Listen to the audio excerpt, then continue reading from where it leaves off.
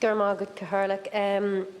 I listen with interest to some of my colleagues talking about the roadshow that Minister McConalogue is undertaking at the moment, because I wish he would include a stop to this House into part of his roadshow, because I can't get a response to the emails that I sent to him. 3 times I've requested to meet him, and that's in relation to the lack of enforcement of animal welfare laws, and particularly in the area of dogs. And it's not the first time I've raised the issue in this House.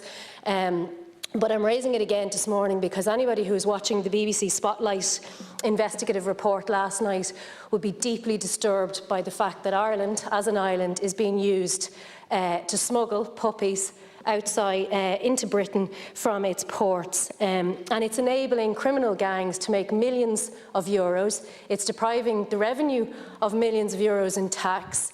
And it's down to a complete lack of enforcement of the existing laws that are already here. And yes, we need to have better cooperation between North and South authorities, but we have a raft of animal welfare laws in this country, and they're just not being enforced, and that's not good enough. So whether it's about the online sale of pups, there are fake microchip numbers, there are fake dog breeding numbers, there are fake seller numbers on the website. Illegal adverts are being reported on a daily basis by animal welfare organisations, and there's yet, even though they're in place since 2020, yet to be a single enforcement case taken against an illegal advert on the online platforms.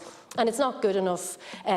So I do think the Minister needs to answer the case. In June of this year, on my request, Dogs Trust came to the Oireachtas Committee on Agriculture. They outlined how simple it would be to fix this. You have a pre-verification system and a national database that includes the microchip, the dog breeding licence number and the online sales licence number, and that advert can't go up until it's pre-verified, and that saves the welfare organisations all the work of having to monitor these sites.